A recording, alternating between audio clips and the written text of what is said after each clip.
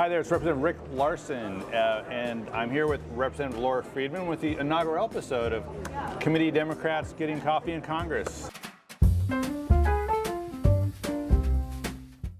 Laura, thanks for joining me. Hey, thanks for having me. Yeah, I appreciate it. Tell me about the 30th district in LA, is that right? 30th? That's right, 30th Yeah. Congressional District. Yeah. It's has Hollywood, probably heard of that. Hollywood. Parts of Los Angeles. So if you know LA, Silver Lake, Los Feliz, Windsor Square, West Hollywood, which is a city, its own city, and then the cities of Glendale and Burbank, and a little bit of Pasadena.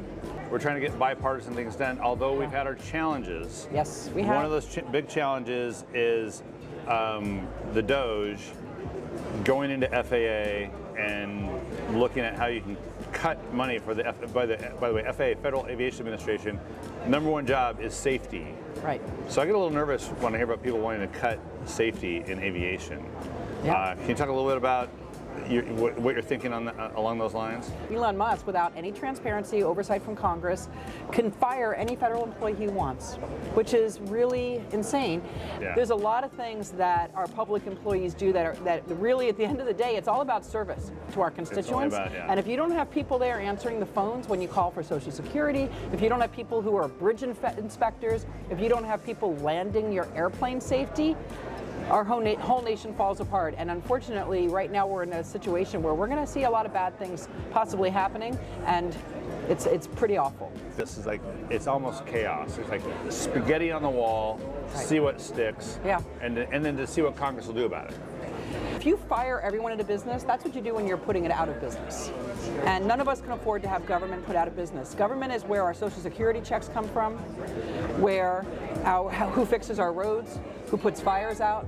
All of that is done by government. We need to make it work better, not destroy it. And all I've seen from this administration right now is destruction. You got a lot of different kinds of transportation going on. What's the single biggest thing you're getting ready for in LA and all this investment? Well, look, we need this investment in mobility because we need to get people out of congestion, give people good options to move around their city, just like a grown-up city would have, and having a great mass transit system. Oh, I almost made you spit your coffee out. I like it. LA's growing up, everybody. We're going to grow up.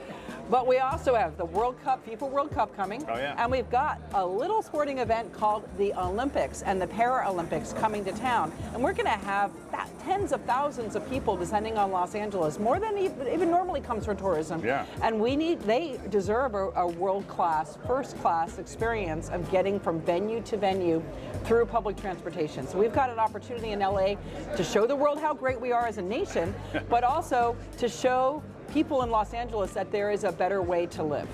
One thing that's kind of a pet project of mine is the bicycle and sidewalk or pedestrian infrastructure, which with 40,000 highway and roadway deaths a year in 2023, and one way to lower that number is to build sidewalks for people to walk on, separate bikes from cars and cars from bikes so they don't, they don't hit each other. And the administration is now like reviewing whether or not they want to fund sidewalks and bike ped because they think it's too green. It may or may not be too green. I do know that if you want to decrease roadway deaths, people need places to walk safely and to bike safely. Right, it is not too green. I'm the mom of an 11-year-old child. My child can't walk to school safely because we don't have sidewalks in a lot of our area. We have people who drive way too fast and too recklessly, and investing in making our streets safer is what our kids deserve. The fact that my child can't have the same experience I had when I was a kid of riding her bike in the street because we haven't invested in the infrastructure that we know would make her safe is not fair. Yeah, and then you had a career in Hollywood as a producer. As a producer. You don't need to name names, but like worst script you actually successfully produced and it just it didn't work. Cut.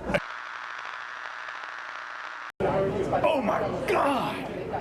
Laura, thanks a lot. Appreciate it. Hey, Enjoy your coffee. What did you order, by the way? You should know. This is I'm from LA, so this is a black salt latte because, fancy coffee. Fancy coffee. I represent the tri-hipster area, don't forget. The tri-hipster, is that like on the map it says Gulf of Tri-Hipster? Listen, if you know, you know. Okay, you'll know when you're there. That's right. Thanks a lot. Appreciate it. Thanks. Yeah.